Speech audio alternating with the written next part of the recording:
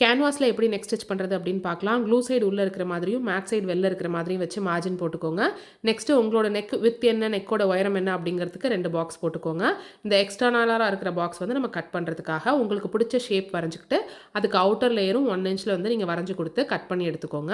Once cut பண்ணி எடுத்ததுக்கப்புறம் இதை ஒரு நெக் ஃபேப்ரிக்கில் க்ளூ சைடு வந்து ஃபேப்ரிக்கில் படுற மாதிரி வச்சு ஃபஸ்ட் சைடு வந்து அயன் பண்ணிக்கோங்க. செகண்ட் சைடு அயன் பண்ணுறதுக்கு முன்னாடி நெக் வித் கரெக்டாக இருக்கா அப்படின்னு செக் பண்ணிவிட்டு 1/2 இன்ச் விட்டு கட் பண்ணுங்கள். 1/2 இன்ச்சை ஃபஸ்ட்டு மடக்கி அடிச்சு கொடுத்துருங்க.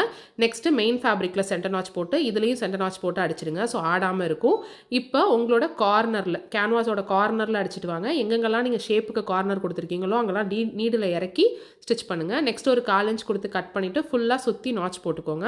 இந்த மாதிரி நாச்சஸ் போட்டாலே கேன்வாஸ் அழகாக திரும்பி வரும். ஸோ திருப்பிட்டு ஒரு 1/4 இன்ச்சில் அந்த பார்டர்லலாம் அந்த கார்னர்லலாம் கரெக்டாக உட்கார்ற மாதிரி ஒரு மார்க்கர் வச்சு இந்த மாதிரி மார்க் பண்ணிவிட்டு கூட நீங்கள் போடலாம்.